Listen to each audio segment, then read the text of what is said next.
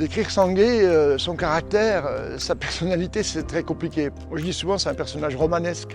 C'est quelqu'un d'assez incroyable, qui ne pense pas tout à fait comme nous. Sangué, c'est quelqu'un qui est obstiné sur les courses, et puis également très obstiné dans la vie. Quand il veut quelque chose, il met tout en œuvre pour y réussir. Il a un parcours de vie qui a commencé au Népal, et comme toute personne qui a quitté son pays, il essaye d'être en phase avec nos codes à nous. Sangué, je pense qu'il a une tête de mule incroyable. Sangué सानो बेलामा चाहिँ अलि जिद्दी अनि पढाइमा पनि जहिले first second नै हुन्थ्यो तर अलि सानो बेलामा चाहिँ स्कुल जानु नमान्ने. For him, if he doesn't do that, he wouldn't be happy. He wouldn't be enjoying the sport as he does right now. Il m'a toujours expliqué qu'il s'entraînait peu ou pas durant la semaine, donc en fait ses seuls entraînements c'est les courses en elles-mêmes.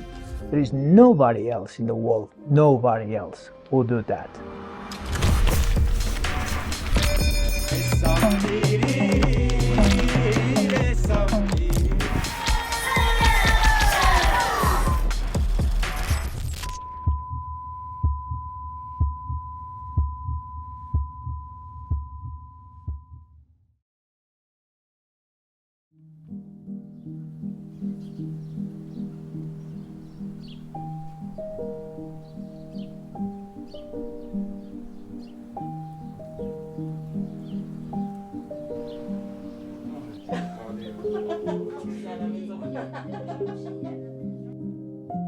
Tarte courgette à la sangué.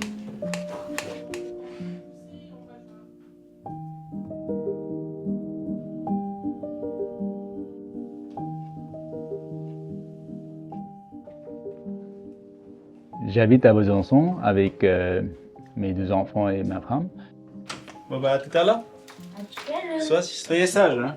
Mon métier avant c'était un manutentionnaire. J'ai travaillé pendant 10 ans et puis après j'ai changé de travailler dans différents secteurs, dans le supermarché ou dans le transport. Et puis en ce moment je travaille en tant que brancardier. Donc Sangué va plus s'occuper de l'éducation sportive des enfants, leur faire découvrir différentes activités. Moi, ce sera plus l'éducation au niveau scolaire ou culturel, voilà, sur d'autres aspects. Vie de famille et puis travail, c'est quand même assez compliqué, mais j'essaie de trouver un équilibre, de passer le temps avec les enfants. Et après, j'ai besoin aussi de m'absenter le week-end, mais ils comprennent juste à trouver un équilibre. Oui, enfin, tu montres là. Mais non, il montre l'Opel. Je crois que c'est un être qui cherche toujours une forme de liberté, même si par ailleurs, il bosse, il a sa famille, il a ses enfants. J'ai du mal encore à le cerner, ça fait 10 ans qu'on est quasiment ensemble presque tous les week-ends, et pourtant il me surprend toujours. Être ami avec Sangué, c'est vraiment respecter le fait qu'on ne comprenne pas toujours ses comportements, de ne pas le prendre au premier degré, de ne pas s'en offusquer, parce qu'il a besoin des besoins et des pulsions de liberté qui sont énormes.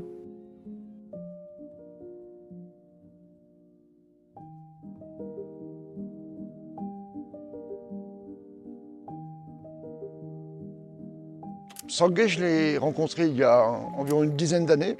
Et puis un jour, une amie qui est cardiologue a reçu de la part de Sangué le dossier médical de sa sœur qui était au Népal et qui avait une grave maladie cardiaque. Et cette amie me dit, écoute, toi qui as l'habitude d'organiser des choses, il y a la sœur de Sangué qui est malade, il faudrait qu'on puisse faire quelque chose pour elle parce que si on ne trouve pas de l'argent pour qu'elle puisse se faire opérer, eh ben, elle ne sera pas opérée au Népal et elle risque sa vie.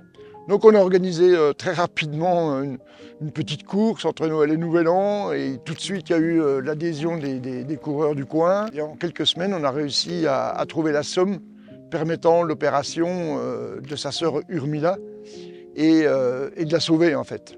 Et voilà comment finalement cette histoire avec notre histoire avec Sangué a débuté. C'est ce qui nous a rapprochés tout de suite en fait.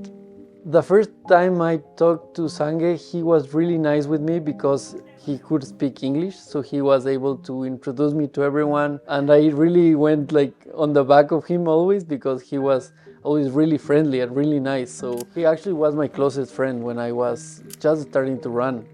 this was my first race in 2016, and he was like my closest friend. J'ai rencontré notre ami Sangué en septembre 2013. J'étais en train de préparer le balisage de la première édition de l'Humanity Trail. J'étais donc sur le parcours. Puis j'ai un appel de France et c'était Sangué qui était au téléphone, donc on ne se connaissait pas. Et puis qui se présente comme un coureur népalais.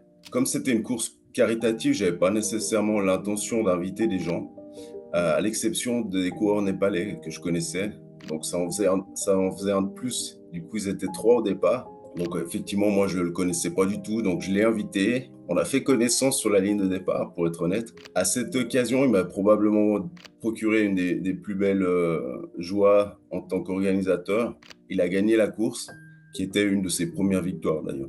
Sangué, c'est le sourire, parce que chaque fois que je le vois, même s'il est fatigué, il a toujours le sourire. Même s'il fait beaucoup de courses chaque dimanche, il court toujours partout, mais c'est bien de le voir parce qu'il sourit toujours.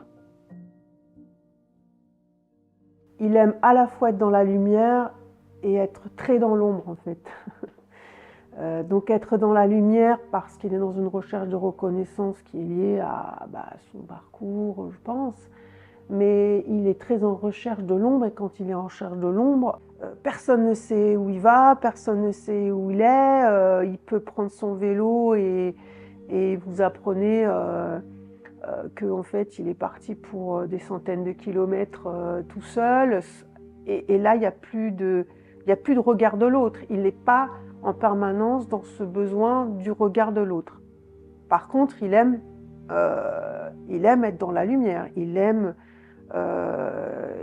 faire des résultats, il aime les arrivées sur les lignes d'arrivée où là il prend la lumière, il en a besoin de ça. Mais quand il a besoin de l'ombre, il a besoin de l'ombre. Et là, le regard de l'autre n'est pas important, n'est plus important. Sangué, il a un petit peu, comme certains Népalais, un peu une double facette. Sangué, je pense qu'il a une tête de mule incroyable. C'est-à-dire que quand il a décidé quelque chose, on pourrait être 15 autour de lui à lui dire quelque chose. S'il a décidé que c'était l'inverse, il le dira, il le fera. Et des fois, juste qu'il y a un petit peu la stupidité. Hein. C'est vrai que quelquefois, on pourrait se taper la tête contre le mur. Something that is amazing about Sangué is that he doesn't think things so much. Sometimes we tend to complicate everything and that makes us get more pressure, get more nervous. He's just like, if I don't have a gel that I don't like, I don't care. Like I will find food. If I don't know, the shoes that I have are not the ones that I've been training, it's okay. Like that's not gonna prevent me from having fun and doing the complete experience. Alors c'est vrai que Sangué est quelqu'un de très abordable. Donc la plupart des trailers vont me solliciter à la fin de la course, soit pour une photo avec lui, et il est toujours partant, toujours avec le sourire. Moi j'ai des souvenirs avec Sangué de silence en fait, vraiment très marquants, des silences qui ont duré des heures en fait. Donc ça peut se passer dans une voiture où voilà, il n'y a pas un mot. Il n'y a pas un mot, on sent quelque chose de pesant, mais c'est un silence qui est très parlant. Il y a de la mélancolie, il est en train de dire quelque chose. Mais quoi, on ne sait pas toujours la signification de ces silences. Et encore une fois, c'est quelque chose à respecter quand on est avec Sangué. C'est pas toujours attendre de Sangué quelqu'un de drôle, quelqu'un de souriant, et c'est cette pression-là qu'on lui met souvent, je trouve. Alors, je suis né à l'est du Népal, dans la région de Kanchenjunga. J'ai grandi dans une famille nombreuse. J'avais 5 sœurs, 3 grandes sœurs et puis 2 petites sœurs.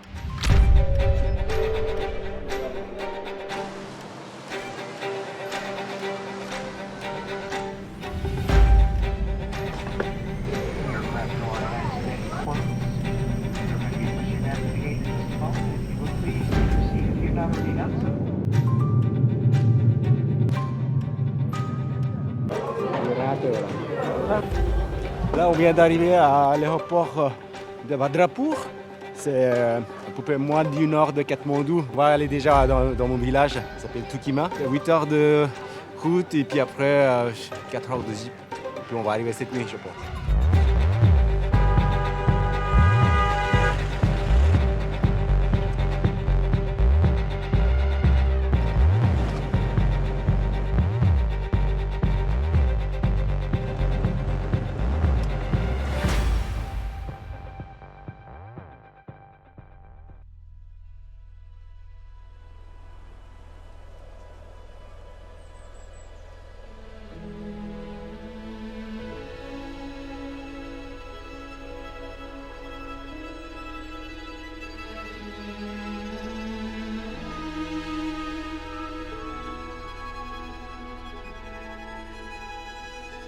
On est à Tukima, c'est le village là où j'étais né, puis grandi.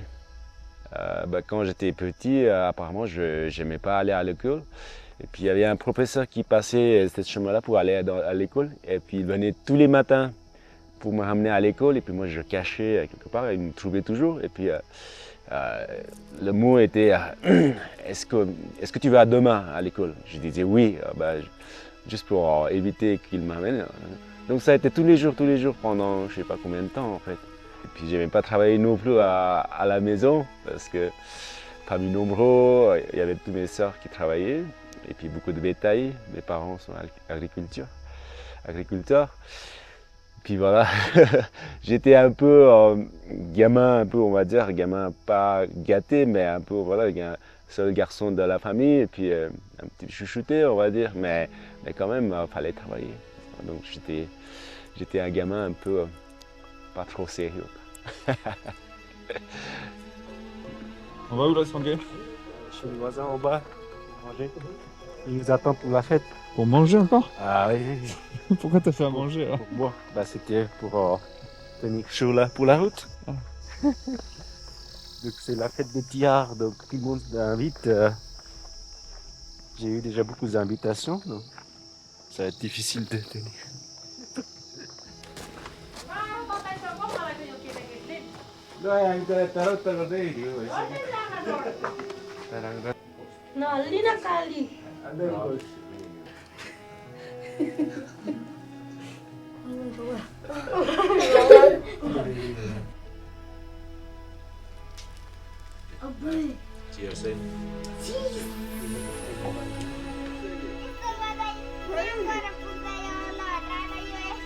Avant, quand on n'avait pas la route, on descend tout en bas vers la rivière. Ça prenait presque 6 heures sans les charges. Mais quand on a la charge, une journée et demie. मेरो नाम निर्मला शेर्पा हो म साङ्गेको काइली दिदी अनि यहाँ म चाहिँ मेरो यो माइली काकी हो गाउँको दुःख त के भन्ने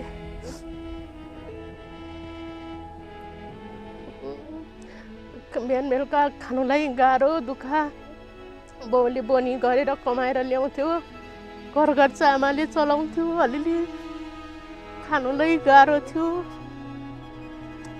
पहिलाको जस्तो अहिलेको जस्तो अब खानुलाई साह्रै दुःख थियो हिँड्नु पर्थ्यो स्कुल जानुलाई पनि गाह्रो टाढा टाढा हिँडेर जानुपर्ने स्वास्थ्य चौकीदेखि स्कुल केही थिएन यहाँनिर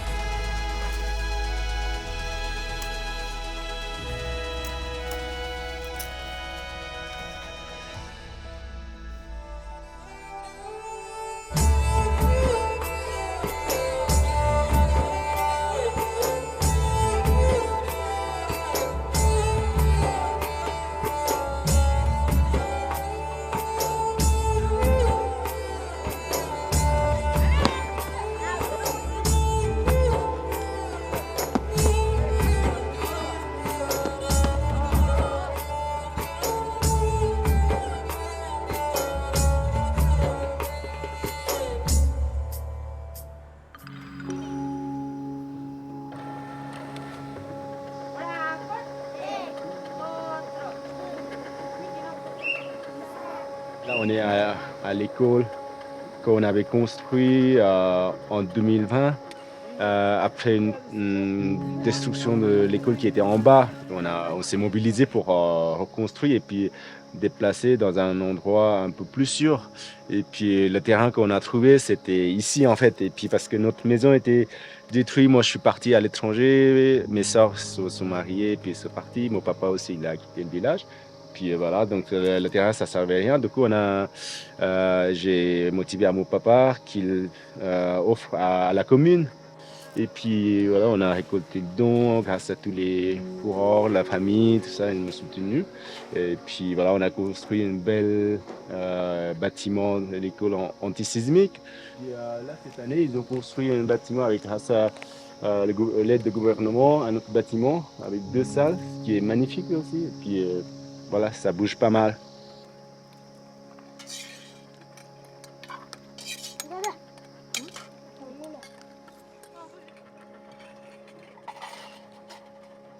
Et puis à côté de l'école, nous on a offert le terrain à l'école et puis on n'avait plus rien. Du coup, avec l'aide de ma soeur, on a construit une petite maison familiale pour venir passer quelques temps dans le village, retourner là où on est venu. À côté, on a construit un petit monument pour la mémoire de ma maman parce que il y avait, avant la construction de l'école, il y avait un petit monument et puis pendant la construction, ça a été détruit. Donc du coup, juste on a déplacé ici en fait, voilà, donc pour la mémoire de ma maman. Après ce projet, ça a changé beaucoup de mentalité des gens, un peu d'être solidaire, tout ça. Donc pour ouvrir l'esprit pour les autres. Donc moi, ça me fait super plaisir.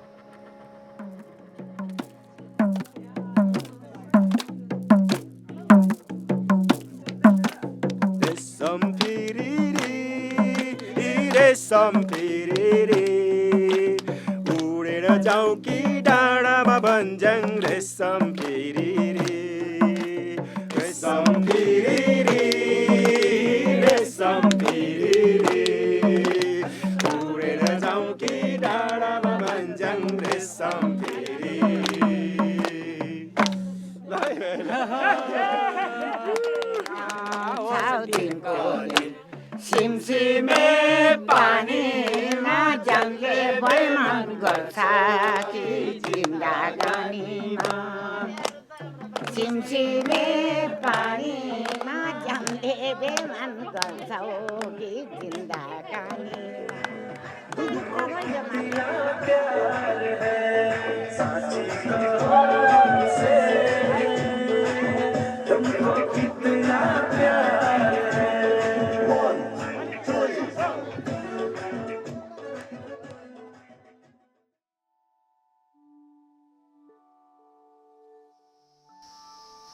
L'enfance très triste et puis pauvre, oui, bien sûr, parce que pour nourrir toute la famille, nombreux, c'était vraiment compliqué pour mes parents. Puis pas assez de nourriture parfois, et puis la vie était rude, quoi. Et puis pas très heureux, et puis voilà, un peu solitaire aussi. Et puis un peu plus tard, moi, j'ai donné le coup de main à mes sœurs pour garder le bétail, tout ça, et puis dans les brouillards, tout seul. Voilà, donc la vie est beaucoup triste, on va dire. Et puis voilà, du coup, l'envie que j'ai eue, c'était de partir.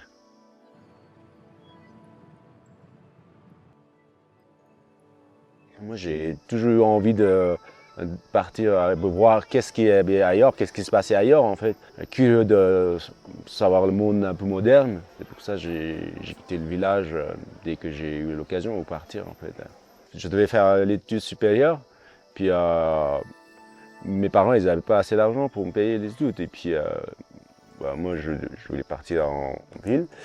Et puis seul garçon de la famille. Et puis ma maman elle voulait que je me marie absolument et puis faire voilà, prendre le relais pour s'occuper de mes dos, tout ça. Puis moi, j'avais pas envie du tout.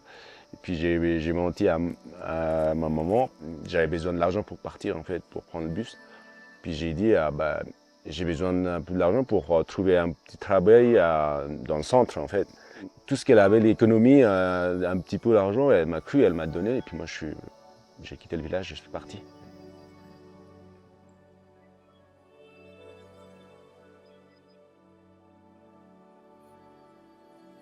J'ai dormi beaucoup de fois voilà, dans la rue, derrière le camion, tout ça. Et puis après, j'ai pu rejoindre ma grande sœur qui était partie aussi. J'avais pas l'adresse du tout. Et puis voilà, du coup, j'ai rejoint ma grande sœur qui était partie aussi avec des conditions difficiles parce qu'elle ne pouvait plus non plus dans le village. Elle a quitté le village. Puis elle est partie, voilà, elle a traversé aussi une période très très difficile. Et puis voilà, c'est grâce à elle que j'ai, voilà, aujourd'hui, là où je suis, quand même, elle m'a aidé beaucoup. Puis il y a 25 ans en arrière, la route pour rejoindre Katmandou à Centre, c'était pas du tout goudronné, donc on passait des jours et des jours sur le trajet.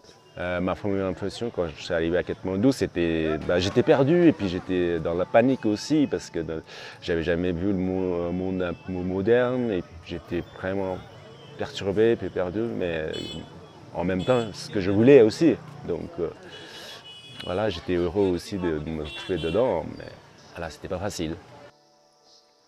Là maintenant, quand je reviens ici, c'est incroyable ce que je vis aujourd'hui, c'est quand même de pouvoir revenir à la source. Et puis c'est là où je suis né, là où j'ai grandi. Puis moi, j'étais pas là pendant une vingtaine d'années. Et puis ils avaient un peu oublié, puis un peu mal vu aussi, parce que pour eux, moi j'ai trahi le village, et puis je suis parti. Et puis voilà. Et puis moi, j'avais entendu aussi beaucoup de paroles, un peu qui me faisait mal aussi. Et puis là, maintenant, là, j'ai eu la chance de revenir et puis de les aider aussi l'école, la communauté un peu. Et puis voilà, donc maintenant ils sont heureux. Et puis maintenant, les gens disent positif et puis pas tout ce qu'ils disaient avant. Voilà, donc maintenant c'est le contraire en fait. Et je pense que les gens ne comprennent pas pourquoi je cours. Parce que ici, les gens ne font pas de sport et puis même pas de randonnée. On a de belles montagnes, ça n'explore pas ici, mais voilà, du coup, ils ne comprennent pas. Il y en a quelqu'un qui aime discuter, puis moi je leur explique dire que c'est grâce à course à pied, et grâce à trail que je suis là aujourd'hui, là où je suis arrivé. Aussi, je leur explique que c'est grâce à trail running que ça me permet de voyager et puis voir le monde un peu partout et puis faire de belles rencontres. Et puis voilà, ils commencent à comprendre en fait. Et puis les gamins aussi commencent à s'intéresser dans le sport. Mais ici, les gens jouent le volley, donc ils ne courent pas.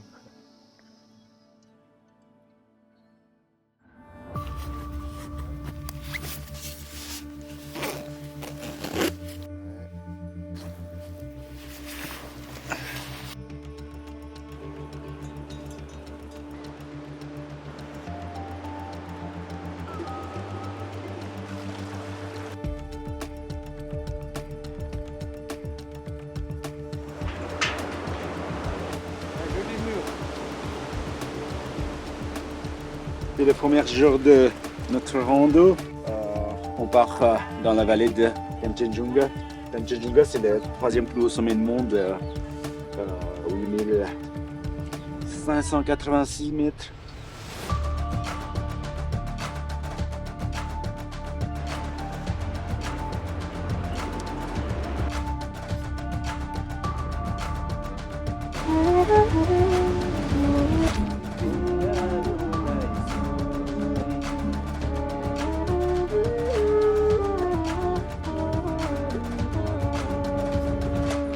On pensait s'arrêter là, mais elle est partie. Elle est partie. Mais apparemment, il y en a juste à côté.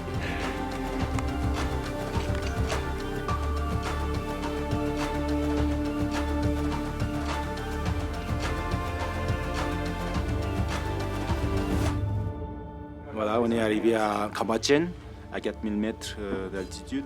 C'est le deuxième jour de notre randonnée. C'était quand même longue journée.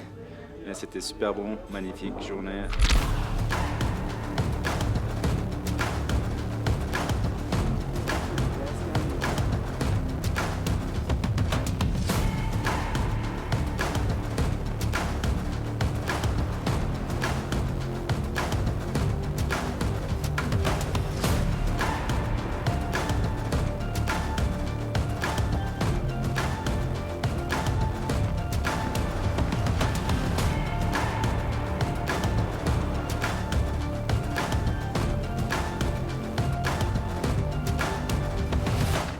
arrive à Lonac, 4700 mètres d'altitude. Voilà, c'est notre 3e jour. On va s'arrêter aujourd'hui. On est vraiment à l'avance là. On est même pas midi. Mais on va prendre le temps de prendre le déjeuner et puis après aller promener par-ci par-là. Ça a l'air magnifique.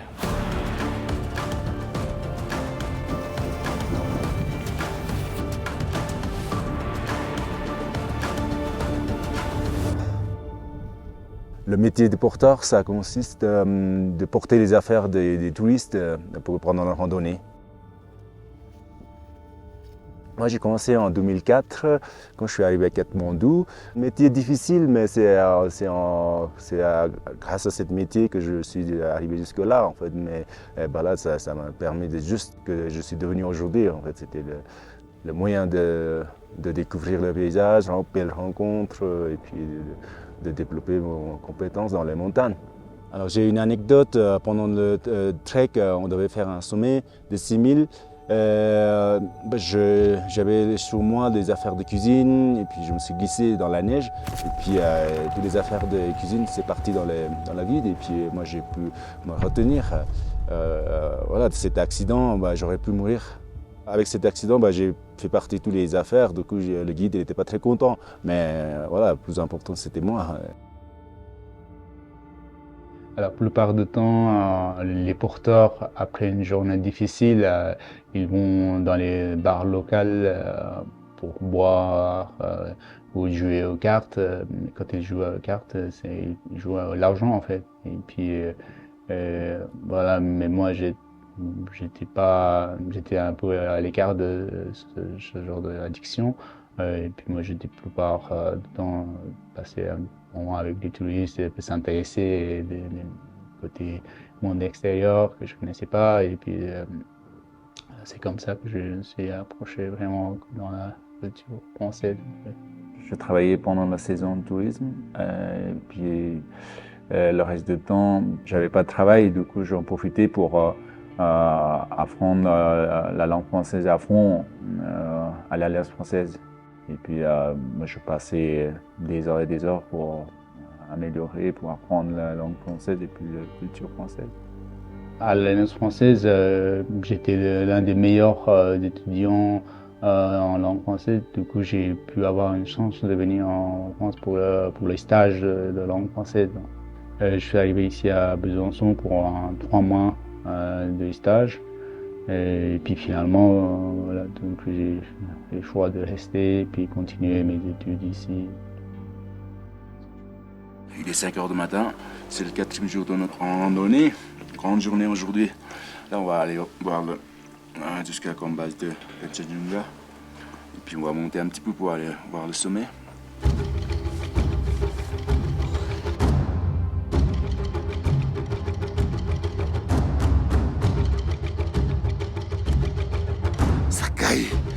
Ça doit faire ça, moins 15 degrés je pense. Ça gèle.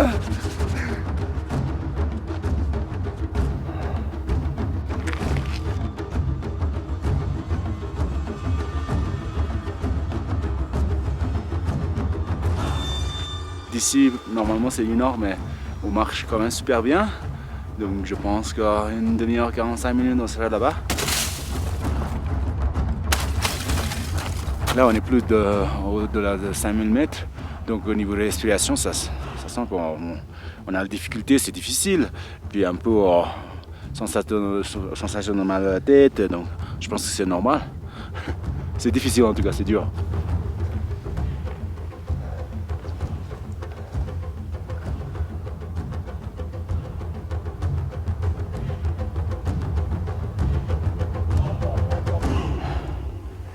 Moi, il y a Kanchenjunga, le 3e plus haut sommet du monde. Ça se trouve juste derrière. On est juste au nez à nez avec le Kanchenjunga. C'est la première fois. On a fait une belle marche, très technique chemin. On est bien essoufflé. On est content d'arriver jusque là.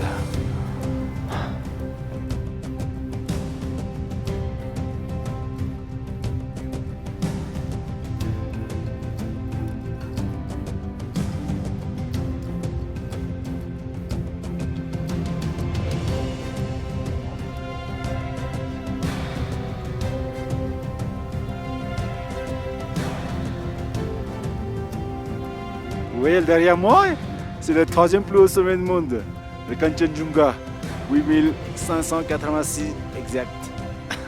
Voilà, c'est là.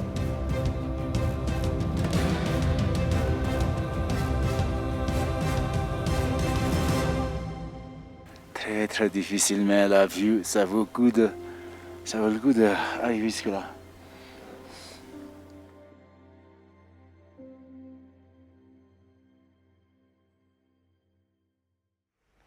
Comment faire? J'ai commencé à courir depuis que je suis installé en France, en 2007. 2008, 2009, c'était un petit peu situation un petit peu compliquée, du coup je ne bougeais pas.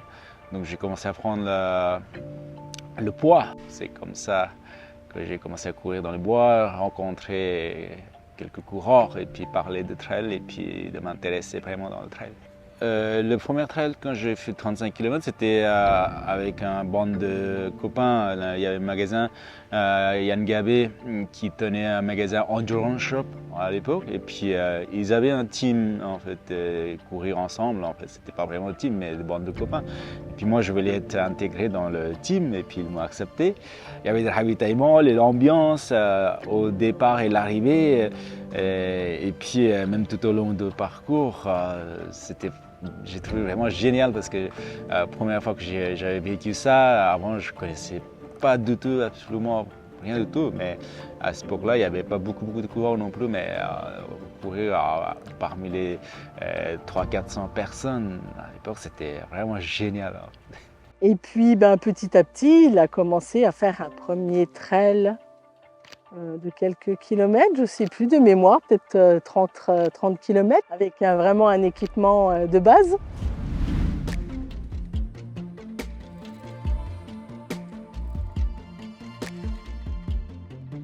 Après, au début, moi, j'avais tellement de difficultés.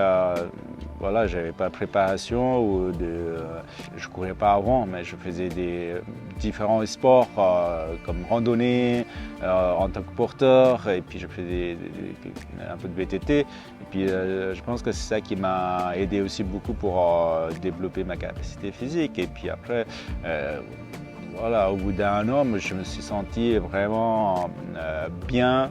Et puis niveau progression aussi, tout le monde disait tu peux faire vraiment de beaux trucs dans le trail. Et puis c'est comme ça aussi que ça m'a un peu eu de motivation pour de courir. Et puis voilà, j'ai senti tout de suite après, au bout d'un an. Et puis il a vraiment accroché, il a aimé, et petit à petit les kilomètres ont augmenté. Ça a été jusqu'à plus de 300 km, je crois, quand il a fait la traversée de la Suisse d'est en ouest. Pour nous, ça devient une routine parce que c'est quasiment tous les week-ends. I think that Sangue is a runner of its own kind. I remember we did a marathon de Mont Blanc, the Tour de Mont Blanc, as a training together.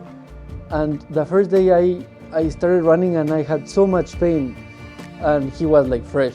So I tried to learn from him and say like, how much do you train? And he was like, no, I don't train. Like this is just, you just have to enjoy the mountains and get energy from like what you see and what you eat. And like he's always so happy. So I think that energy, that positive energy, is what brings him all the energy to run so much and so far, you know. And then, yeah, you know, Sangue runs 170 kilometers and he is already good to go in 2 days for another one.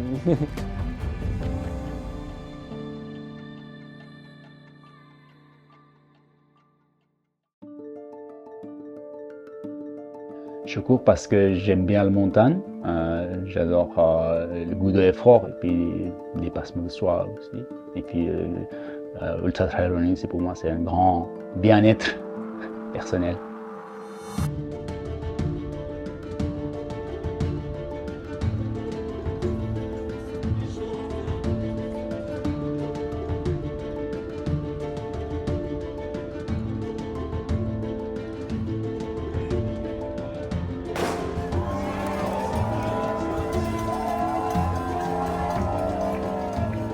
Sangue, quand il met des baskets, c'est pour aller chercher le meilleur résultat possible. Et s'il peut jouer le podium, il joue le podium. ne fait pas de course juste pour s'amuser ou se balader. Non, c'est un vrai compétiteur. Il est capable de descendre un col sans la frontale la nuit pour pas que le suivant le voie.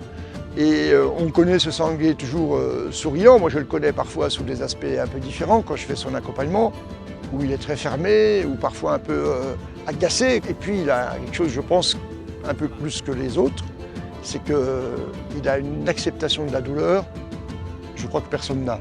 Je crois qu'il souffre comme personne ne peut souffrir et qu'il dépasse des limites. Moi, il m'a dit une fois, la souffrance, c'est pas celle que j'ai au pied en courant, c'est ce que j'ai vécu peut-être quand j'étais petit au Népal. Et là, je le fais par choix et donc j'ai pas mal en fait.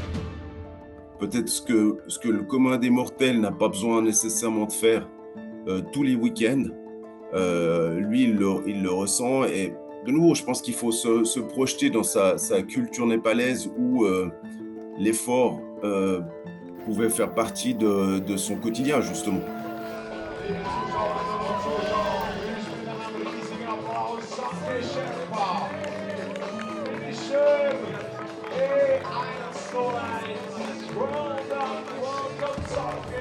Et il est capable de dépassement. Je l'ai vu finir dans des états absolument incroyables.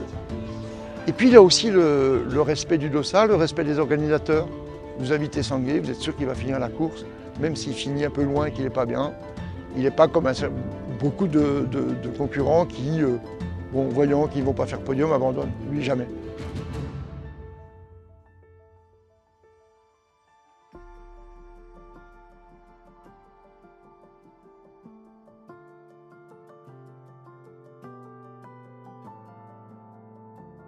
He's insane. There is no any other runner in the world who is doing as he does. I mean, he's doing like 10, 11 ultras in a row, week by week, non-stop. Who else can do that? I do 100Ks, 100 miles. 100Ks, I need at least 3 weeks to recover, to be back in a normal, not in the shape I was before, you know?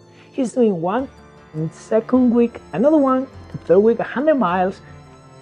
It's crazy.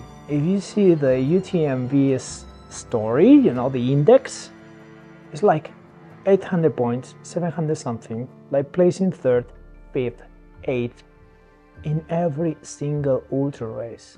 There is nobody else in the world, nobody else who do that. Mon année 2023, c'est une année exceptionnelle pour moi parce que j'ai enchaîné comme toujours, mais cette année j'ai fait une expérience d'enchaîner des courses. J'ai fait 10 ultras en 11 semaines, donc c'était quasiment tous les week-ends. Et puis en plus avec des bels résultats, donc ça reste l'année merveille.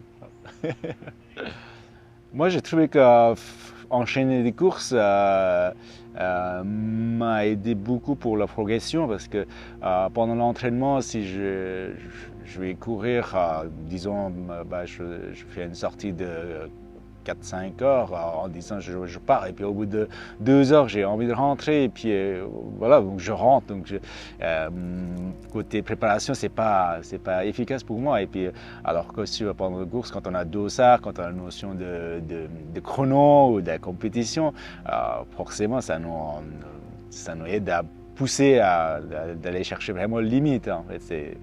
Donc peut-être qu'aujourd'hui, c'est grâce à cet enchaînement que j'ai pu aussi progresser parce que j'ai commencé trop tard la course, le trail, j'ai dû avoir 29 ans. Donc aujourd'hui, quand on regarde les jeunes qui s'entraînent à 18 ans et puis arrivent à 20 ans, vraiment une capacité exceptionnelle. Mais bon, voilà, donc à l'époque, moi j'étais en retard, donc je voulais rattraper mon retard. La façon dont Sangué pratique son sport, effectivement, il est très particulier parce que il m'a toujours expliqué qu'il s'entraînait peu ou pas durant la semaine. Donc en fait, ses seuls entraînements, c'est les courses en elles-mêmes. Je fais peu de courses, mais disons que voilà, justement, j'en fais peu. Donc je peux difficilement être plus en décalage avec sa pratique à lui. Et c'est vrai que souvent, on doit m'expliquer, que ce soit lui ou Patrice, typiquement, que voilà, c'est sa façon d'aborder le trail, je dois avouer encore que le fait qu'il enchaîne, ça continue encore à me dépasser. Je pense que ça me dépassera toujours. I think he's a bit like some of our athletes I know back in China that they don't train, but they train by joint race. Doing a lot of small race is the training. So they don't have any training programs. So it's one way to keep the condition. If that worked for him, then yeah, why not? Fantastic. Moi, j'aurais, oui, envie de faire ce qu'il fait Sanjay, mais c'est difficile de trouver la motivation. Même moi, quand je termine une course, tout de suite, juste quand j'ai passé la ligne, bon, j'essaye toujours, je pense toujours, bon, maintenant je prends 2 semaines de repos. Et tandis que Sanjay, il trouve toujours la motivation pour continuer, pour reprendre, pour faire notre course. Et ça c'est vraiment dur. Alors longtemps, j'ai pensé que Sanjay, en s'économisant, en structurant un petit peu son plan de course pour une année, etc., réussirait des performances encore plus exceptionnelles que celles qu'il a.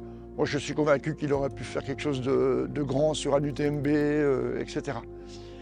C'est pas comme ça qu'il raisonne. C'est notre façon à nous de penser une carrière sportive. Lui, il dit qu'il ne fait pas des courses, il dit qu'il vit une aventure.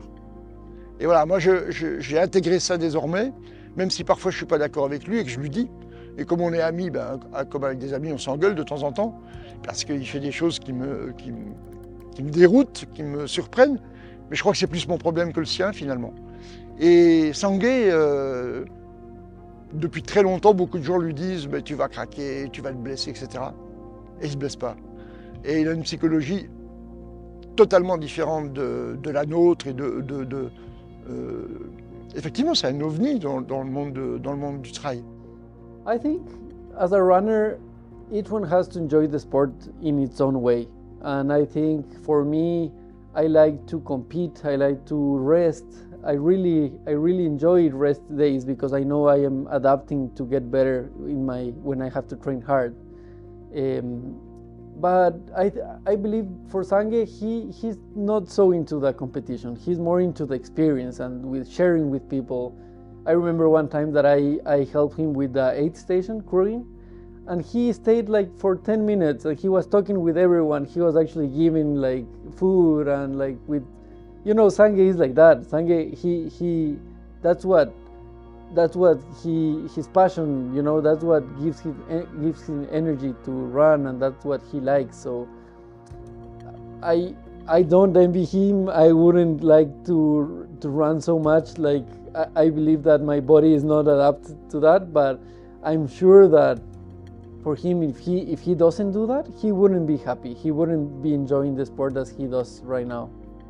À la veille de l'Humanitrail, je ne sais plus quelle année c'était, ça devait être la 4e ou 5e édition. Le départ était à 6h du matin et il a bu des bières jusqu'à 4h du matin avec les organisateurs, donc c'est-à-dire nous. Donc ni lui ni nous n'étions frais.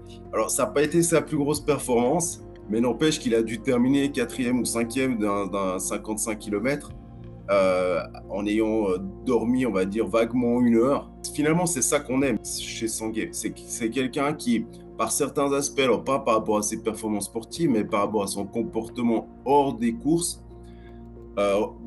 ressent beaucoup plus au commun des trailers. La plupart d'entre nous, on fait aussi du sport pour pouvoir à côté profiter un petit peu des plaisirs de la vie.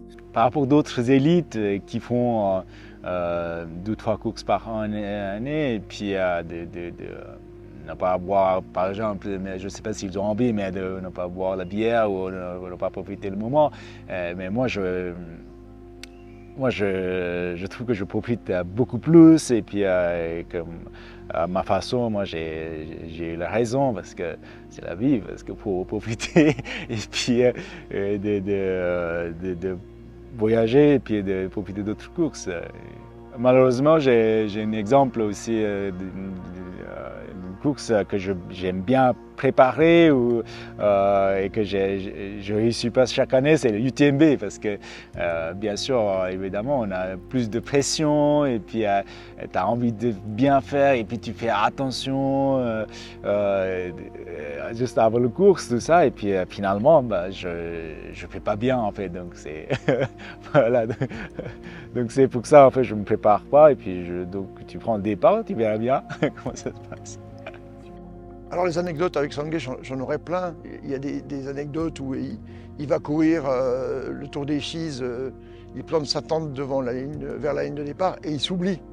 Il prend le départ en catastrophe, sans flasque, et c'est Thibaut Barognan qui va lui courir après pour lui amener une flasque. Voilà, tout en dormant à côté, finalement il oublie le départ. C'était au Matterhorn, à Cervinia, dans la course. Il avait juste fait l'Eiger Trail la semaine avant. Il est parti à bloc et nous, tout le monde, on s'est regardé. À un certain moment, il a pris un avantage de 50 mètres devant nous. Il a sorti sa petite GoPro et il nous a fait des reprises. Nous, on était tout concentrés dans la course et lui, il avait aussi le temps de nous filmer. Il va une fois sur la Swiss Peaks, il dit tiens, je vais y aller en autostop. Pourquoi tu vas aller en autostop, Sangay? Parce que j'ai jamais fait, ça me tente. Voilà, il part sur la Swiss Peaks où il finit deuxième, mais il est parti en autostop. Voilà. Et il ne faut pas oublier que Sangay, il a un palmarès extraordinaire. Il a gagné des courses, ça va faire pâlir beaucoup de trailers. Hein.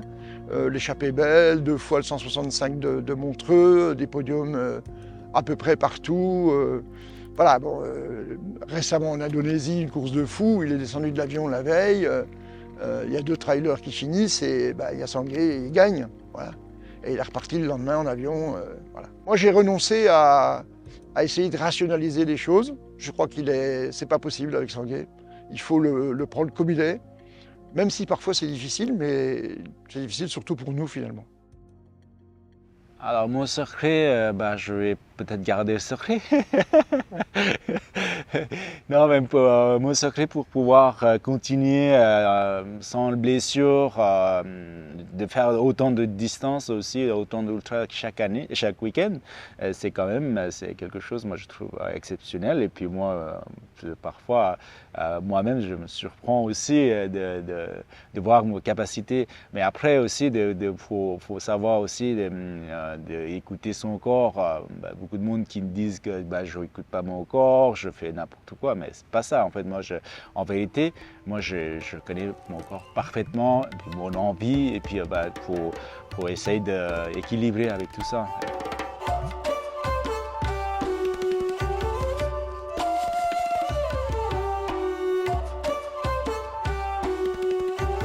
Pour toutes les personnes qui se trouvent que moi je voyage beaucoup plus, ouais c'est vrai, moi je voyage plus, mais dans le quotidien, moi je fais beaucoup attention. Je vais travailler, il pleut, il neige, moi je vais travailler, je me déplace à vélo. Puis je prends ma voiture le strict minimum pour aller un peu loin. Et puis après, le reste, c'est voilà, donc tu fais dans le quotidien. Et puis moi, j'ai vécu pendant jusqu'à 22 ans dans le fin fond de montagne, aucun produit industriel ou quoi que ce soit. Et puis moi, j'ai commencé à monter dans le bus quand j'avais 26 ans. Quand j'étais petit, j'ai eu une enfance difficile, je pouvais pas voyager. Et puis maintenant, moi je fais attention, mais voilà, je profite aussi de ma vie pour voyager ou d'explorer. Et puis je suis conscient que je ne pourrais pas continuer à voyager tout le temps comme ça, mais là, donc, tant que je peux encore 1 ou 2 années pouvoir profiter de trail et puis voyager un peu. Et puis voilà.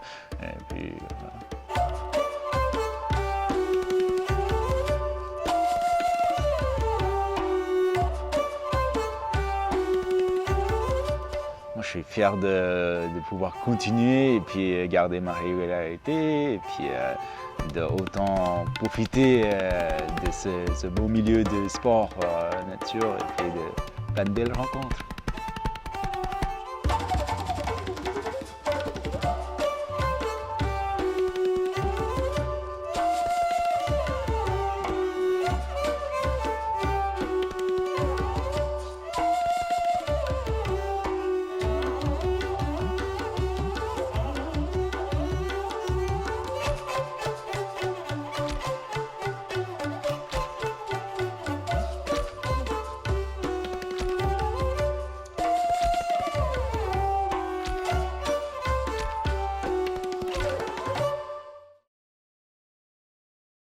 C'est mon secret. Une petite boisson noire. Ça marche bien pour moi. En Asie, un peu moins, mais en Europe, il y a des saucissons, il y a des charcuteries, tout ça, des fromages, c'est ça qui va avec. Et puis voilà, je pense pas que niveau calories ça apporte beaucoup de choses, mais en tout cas, ça fait bien pour le moral quand on n'a pas pendant le course, quand on a des difficultés. Pendant le course, j'aime bien manger, surtout quand il fait froid. J'aime bien manger des soupes de nuit. Des fois, je mets dans les flasques. Pendant l'Amazon Jungle, hein, j'avais mis dans le flasque. Il y a une belle photo qui a circulé sur les réseaux sociaux. Du coup, il y a beaucoup de monde qui savent que j'aime bien manger de nuit. C'est mon secret. Donc, maintenant, il y a plus de secrets